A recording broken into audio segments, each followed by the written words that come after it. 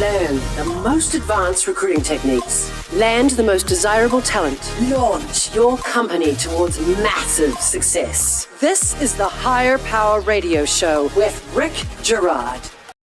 All right. Well, two people pop in a room together for an interview. What happens next? Well, no one knows. And this is the eternal mystery that most companies have faced for decades. The single point of failure in hiring, in my opinion. Because we assume that everyone knows how to interview, but the truth is they do not, as most interviewers have only been trained on what not to say. There's no insight as to what is being said, the questions that are asked, or personal motives that drive a person's opinion on a hiring decision. So today we're going to help you to give you insight on how you can gain valuable interviewing data to empower your people to make stronger hiring decisions for your company. I'm Rick Girard, and welcome to the Higher Power Radio Show. We help entrepreneurs and executives win the strongest hires. We do so by sharing insights from top performing rebel entrepreneurs, game changers, and industry leaders like our guest today, Mr. Raphael Danilo. Raphael is a French entrepreneur and investor based in New York. He's the CEO and founder of Jobs, an interview intelligence platform that sits on top of Zoom and the ATS and enables every interviewer to feel prepared and be more efficient in hiring top talent. Raphael has helped over 100 high-tech, high-growth organizations up-level their recruiting organization with interview intelligence through Jobs and Evening Fund, the VC he runs on nights and weekends, which is what makes Raphael the perfect expert for today's topic. Raphael, welcome to the Higher Power Radio Show today. How's it going, Rick? Happy to be here. You know, it's going great, except for we had some technical difficulties today, and but we're going. We're about 15 minutes late, but hey, we're gonna have some fun anyway. But we're here. Yes, we're here, and we're doing outstanding. So, all right, cool. So today we're going to talk about interviewing intelligence, what that is, and why it's important to a company. We're going to talk about the importance of it, and then how to gain data to secure accurate hiring decisions. Sound like a plan? Sounds great. All right, let's do that. So let's talk a little bit about some of the challenges. You know, interview intelligence is kind of a new thing that's sprung up over the past couple of years. And the idea is be able to give executives the insight so they can make sure that people are interviewing properly and essentially better hiring decisions are being made on a daily basis. Correct? Yeah, I would agree with that. Okay. So, you know, let's talk a little about some of the challenges on why interviewing intelligence is actually important today. Yeah, I think, first of all, running a business, and especially in the current environment, is incredibly painful. Any founder who's listening will probably agree. Recruiting is one of the biggest challenges, especially when you're entering in this sort of hybrid remote work model. Makes everything 10x more difficult, especially when it comes to making huge bets on people to join your organization. You have to sell them, you have to assess them at the same time, you have to create alignment internally. And then as you grow your company, as you grow your team, you have to enable others to do the job, not on your behalf, but to help you with it. So training, onboarding, coaching, interviewers, hiring managers, building recruiting teams. We think that is incredibly difficult.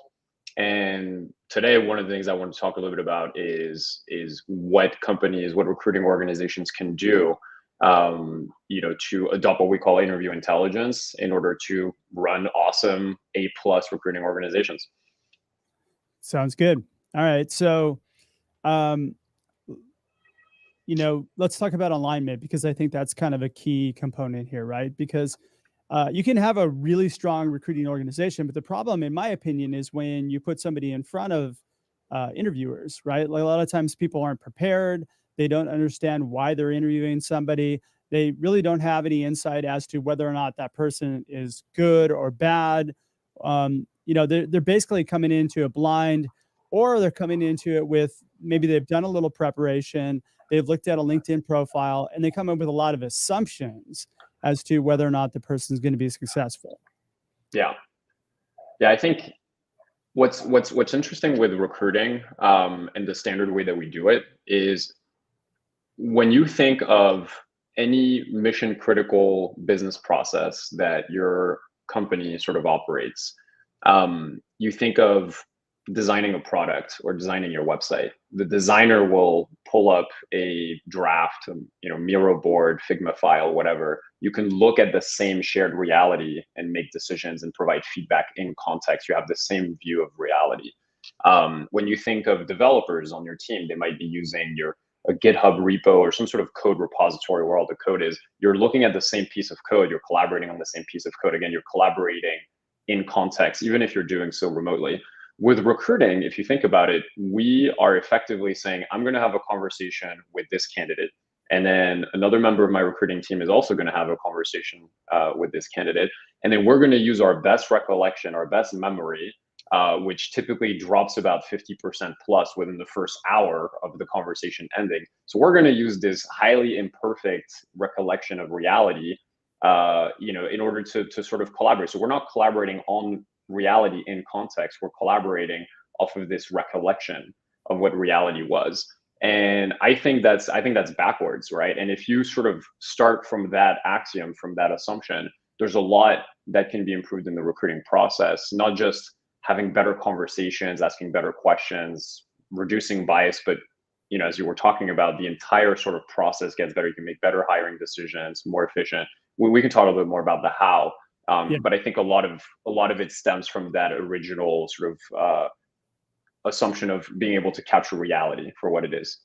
Yeah, see, the way I view it is you have an overall hiring process, right? And you have two functions within the hiring process. You have recruiting, which is getting the people in, and then you have the interviewing piece, right? Which is once you get them in front of people, what happens, right?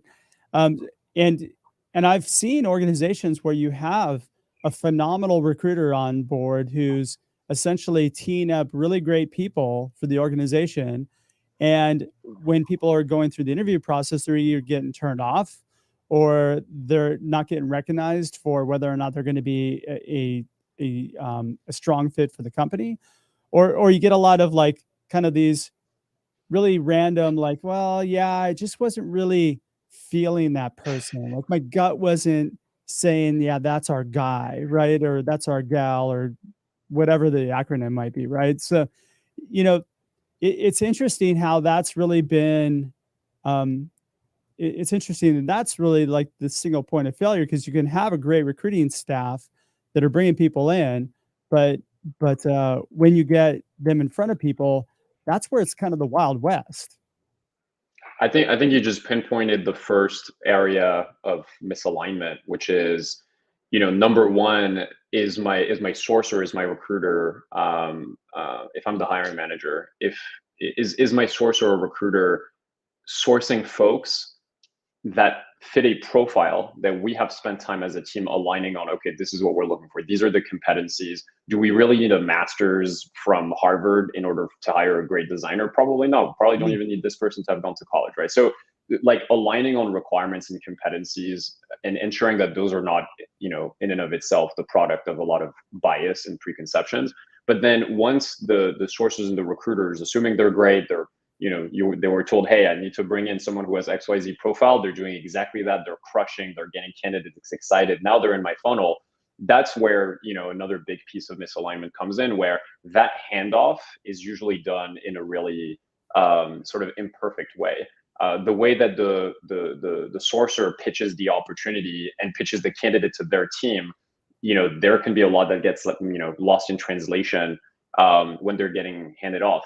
Number one, the candidate's profile can be a little bit different than what the hiring manager was expecting. Again, they weren't a part of that initial conversation. So unless you're able to capture those conversations, share important snippets, important highlights, it's difficult to get out of that alignment. And vice versa, if your hiring manager, if your first round interviewer is not pitching the opportunity and handling objections from the candidate, that might be about salary, about PTO, can I work remotely? Like, what does the company even do? If they're not pitching it in a way that aligns with the original conversation, you're going to run into a lot of issues. The same way that if you're an account executive at on a sales team and you're pitching something completely different than the SDR, the sales rep who created the opportunity in the first place, you're probably not going to close that deal. It's the same thing, in hiring, in my opinion. Yeah, that's very true. All right, you're listening to the Higher Power Radio Show. For our podcast listeners, we're going to take a quick educational moment from our sponsors. Hey, check out stridesearch.com. There you'll find additional content and resources, and actually your link to finding the book Healing Career Wounds, but I'll let it be your company's secret weapon to sourcing and hiring the strongest talent. So our guest today is Raphael Danilo. Is it Danilo? Did I pronounce it right? Or did I botch Danilo. your name? Danilo, okay. It's pretty good. It's pretty good.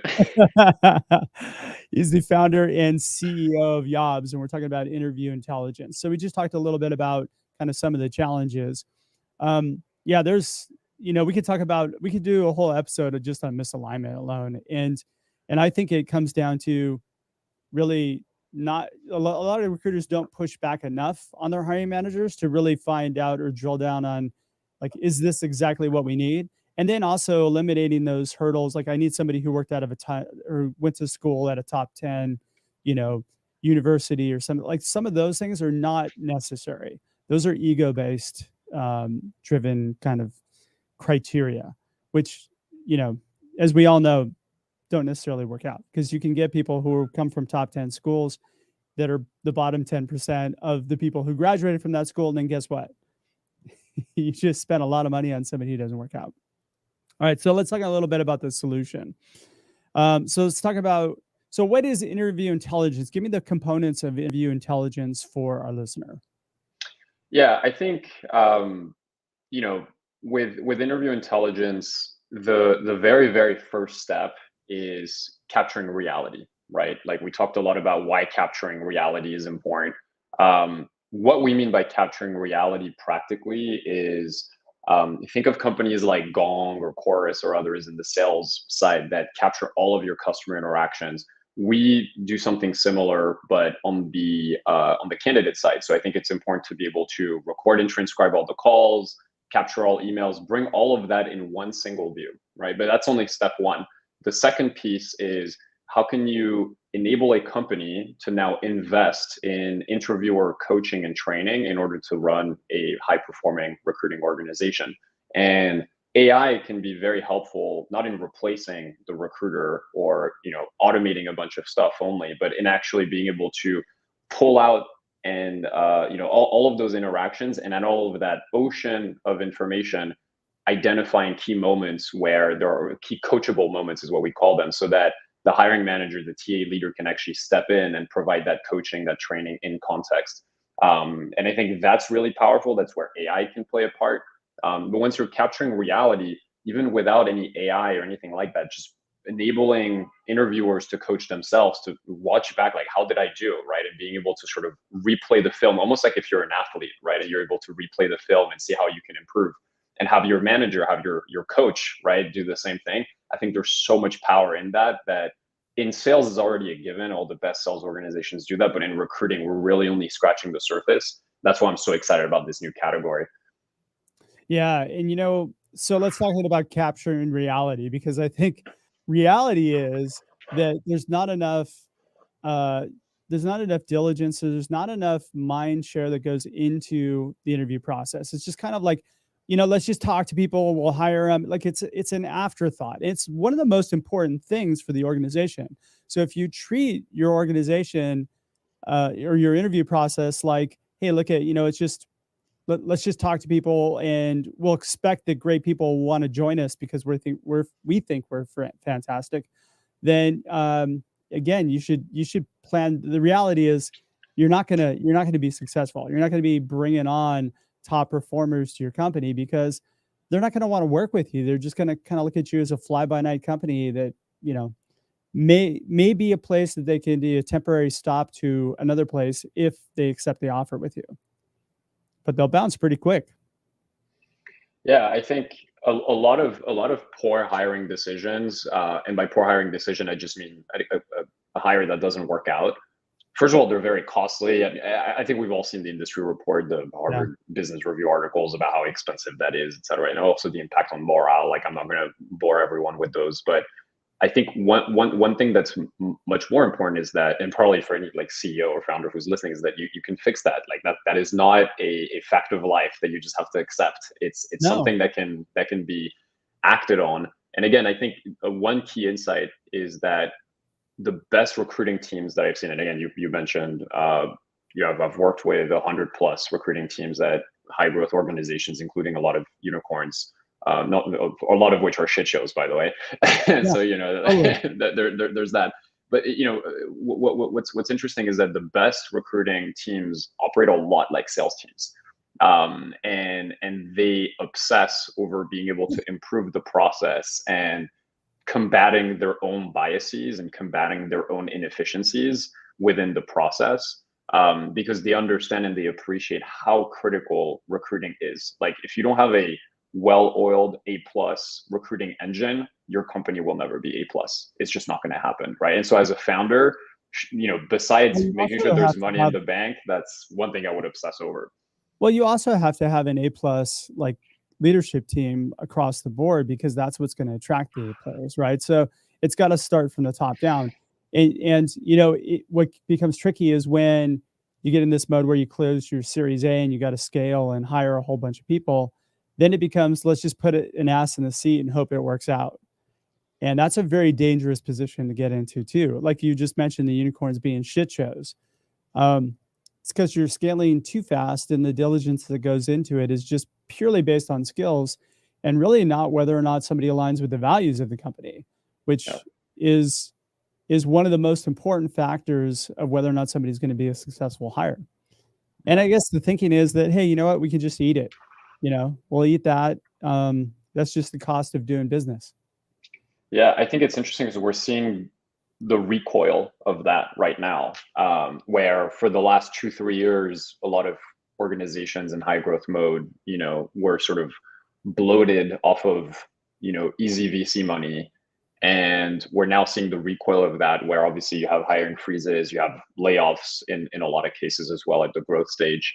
And I think organizations that we talk to a lot of them are now focused on efficiency. They might still be growing headcount, but they're doing so in a much, much more diligent way. And so I think what's interesting is that part of interview intelligence is not just about making your team, much more efficient when you're scaling at a super, super rapid pace, but it's also being able to do more with less, like with a small team, with very few resources, and making sure that what you are doing, the process you are running, the interviews that you are having, that you're getting more out of them, right? You're getting more signal, you're getting a better candidate experience, and you're getting less bias. So basically, less noise, more signal. Yeah, I would almost argue that it's most critical even when you're like 5 people and you're just trying to get from 5 to 10, or 5 to 7. Those are the most critical hires. Like those will set the destiny of your company moving forward. Because whoever you hire, if you hire A players, as you mentioned, they're going to tend to hire A players. You can assist them, you can give them interview intelligence, etc. But A players will converge towards hiring A players. But you hire B players, C players. Like B players will hire C players will hire D players. So it's so critical to invest in awesome recruiting so early. It's one of those like type 1 decisions that are very, very difficult to unwind and reverse once they're done. So let's talk about investing in interviewer training, because I'm a small company. I have 5 people. How do I invest in interview training? Yeah, I think like, first of all, most companies don't invest in an interviewer training program until they're, very, very late stage. I think, there's the bare minimum, which is what not to say. Like, I'll tell you a story. My girlfriend recently changed jobs. She was part of a high growth company that was very bloated, had to make a lot of layoffs, and so she left. And out of the few companies that she was interviewing, one of them, it was a high end exec. We're not going to name the company. Don't want to throw anyone under the bus, but this was like basically the head of marketing at a great Series A company that has, top VCs on their cap table. One of the first things that the head of marketing basically says is like, oh, I looked at your Instagram, and like you look great in those pictures, or something along those lines. And it's just like that's how you start an interview after being warmed up by the sourcer, and she's like super excited about the company, etc. He spends the first 5 minutes sort of like objectifying her, Obviously she didn't even follow up after that conversation, right? But that wasn't even part of the what not to say interview training. Like That's just how not to get sued or how not yeah, to like just exactly. like completely, destroy your candidate pipeline. So, those are the big things. But the funny slash not really funny thing about this whole thing is that, I don't think this individual had any repercussion whatsoever afterwards. Like they wouldn't even know at that company, the CEO, the head of TA would have no idea that my girlfriend in this case had that candidate experience, because capturing candidate feedback is very sort of a one-off imperfect information. Also, candidates don't want to burn themselves. They don't want to like set themselves up for risky situations. So unless that conversation was somehow recorded or somehow captured, there's no way that you would even be able to address the problem. You don't even know that the problem is there, right? You just think, oh, we're losing candidates, they probably got an offer somewhere else. You're not even able to address this. So that's a very extreme example, That's a huge of clue, by the something way. that's huge. That's a huge clue. If you're losing candidates, right, especially people that you want to hire, that's because of your interview process. It's not because they accepted a higher offer somewhere else. It's because you failed to give them a good candidate experience. You failed to allow them to see the value that your company brings above all the other offers. So that's a huge failure point. But getting back to training, right? So it doesn't take much to actually set up a structure if you're a small company of, hey, here's our hiring process. Spend, a couple hours teaching everybody, hey, here's our hiring process, here's how we run it. And by the way, we're going to provide everybody interview questions so that you guys don't have to really think about it. You just have to go in, conduct the interview, gather the evidence to support whether or not we should hire somebody. And if they don't align, then we don't hire them. If they do align, then we move forward, right? And it's you keep it as simple. Like if we can I don't want to say dummy proof it, but maybe smart proof the interview process to where you don't have anybody asking random questions because they're nervous or they're not sure what to ask. That avoids a lot of problems and also allows people to lean into wanting to work for your company. I agree. Like let's get tactical, right? Like we have founder audience. Let's get super tactical. Like the thing that more mature companies do really well is they invest in what we call interview content. So part of interview training is just making sure that what's illegal to ask. Literally, like don't ask someone stuff around raise stuff like that. Like how much they're making right now. There's stuff like that that's just like an obvious no-no, and there's a few topics that that's illegal for you to be asking about. That's almost the easy stuff. Sometimes it gets overlooked, but that's the easy stuff. Now, when it comes to being able to really drive alignment, better decisions in an efficient process, because the best candidates, they're not on the market for 3 months. Most of the time they're in a current job, right? Like you have to poach them. So if you're not delivering a great experience and efficiently making decisions, you're missing out on the best talent, right? You don't have 6 months, and 12 interviews to make a decision. You have one chance. So you gotta, yeah, exactly. You gotta make the most out of those conversations, and interview planning is a huge part of that, right? So what are the competencies that are critical for this job, right? I need this person to be able to work in a team. I need to, this person to be able to handle a lot of ambiguity. Okay, great. What are some high signal questions I can ask that are structured, that are behavioral in nature? And I'll explain kind of what that means, that can help me gather a high signal answer from all of these different candidates in a way that I can benchmark them against one another. And what does a good answer look like? What does a bad answer look like, right? If I'm asking you, if I want to measure teamwork, a very typical example of a question would be, tell me of a time where you overcame a challenge with a team, or tell me of a time where you disagreed with your boss or with your client. How did you handle that, right? Those are behavioral questions that you can sort of see how the person reacts in a scenario.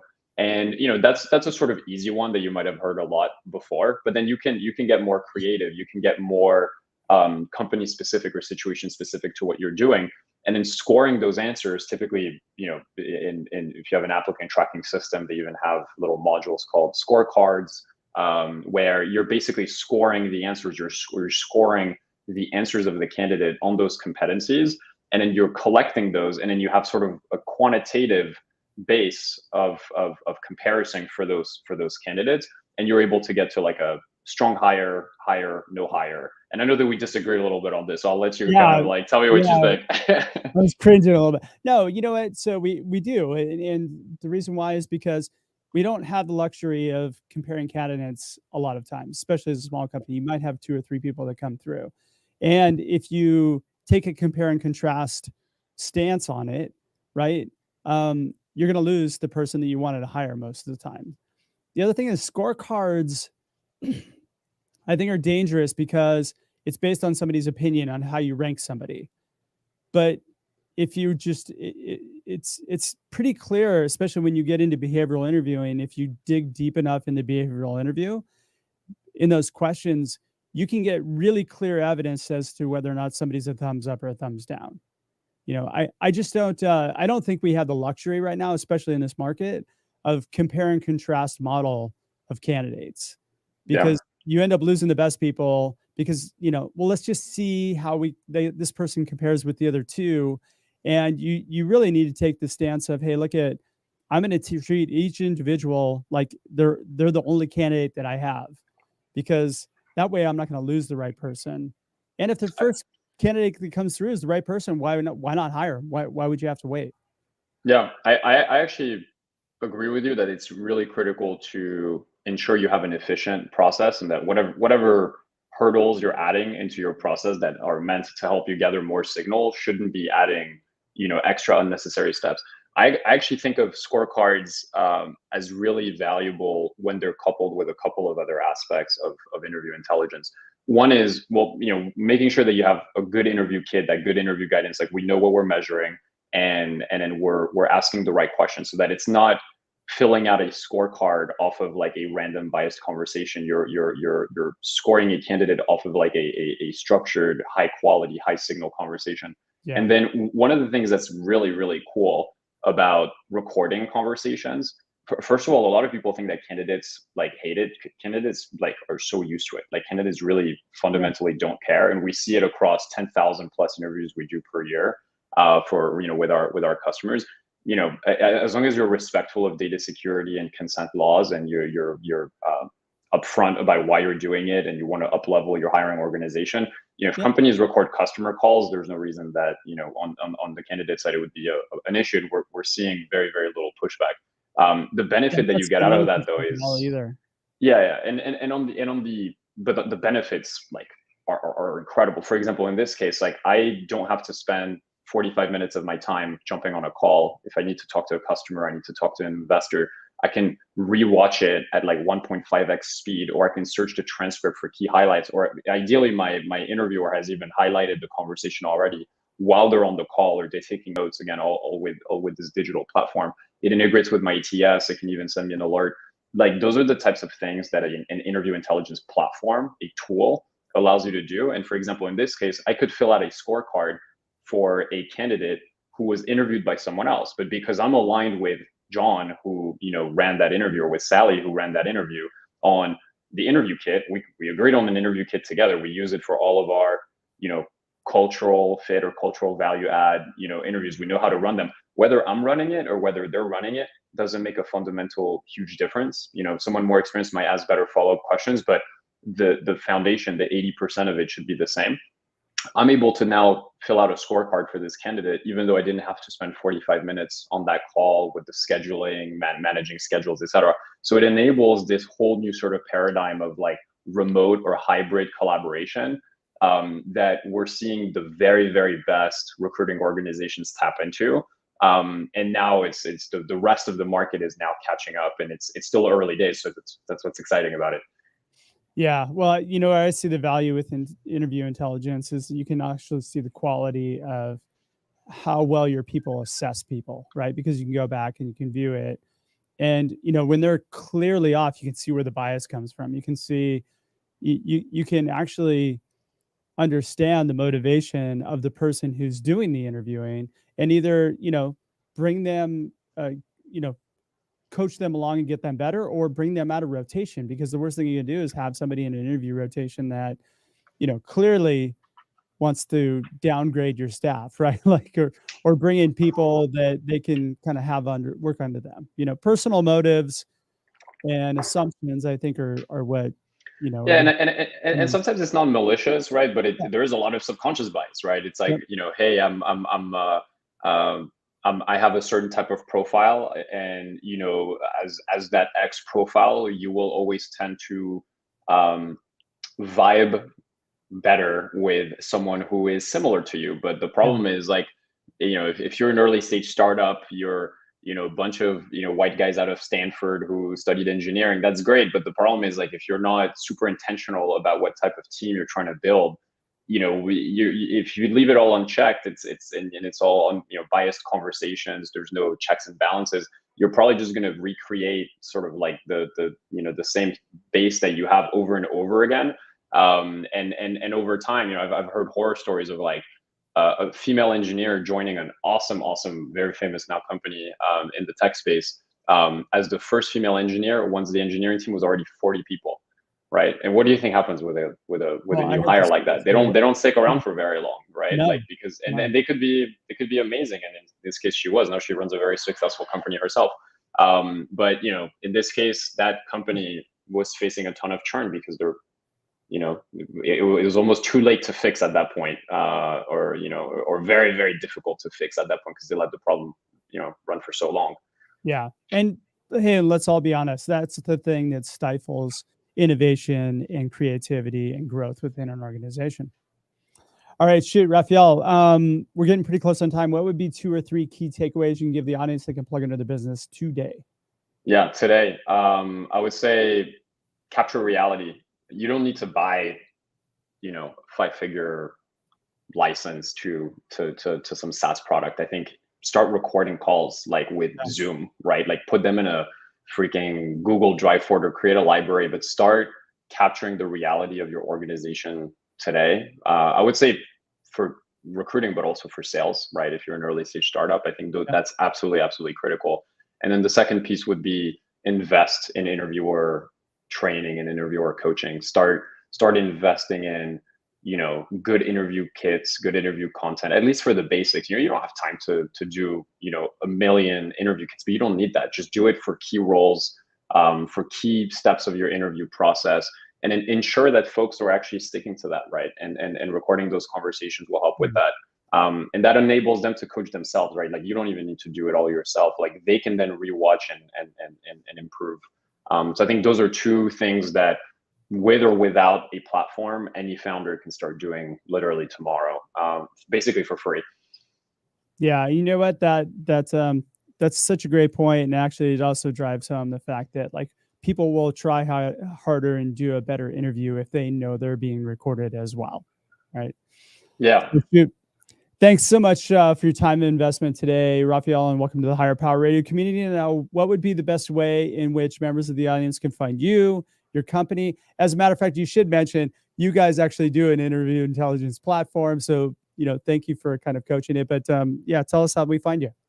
Yeah, you can ping me on LinkedIn, Raphael Danilo. You can, check out our website, yobstech.com, yobstch.com. Happy to have further conversations about interview intelligence. And then if you're an awesome early stage company who has been recruiting top talent and is looking for that next stage of growth, you're looking for investment, feel free to reach out to me. I also, again, as you mentioned, invest on nights and weekends into other, A+ founders. So hit me up for that. Just on nights and weekends, though. Yeah, just on nights and weekends. I like that. All right. Well, I want to thank our listening audience for tuning in to this week's episode of Higher Power. Quick thanks to our team, Brian Colburn, Andrea Ballin, and Naila Gerard.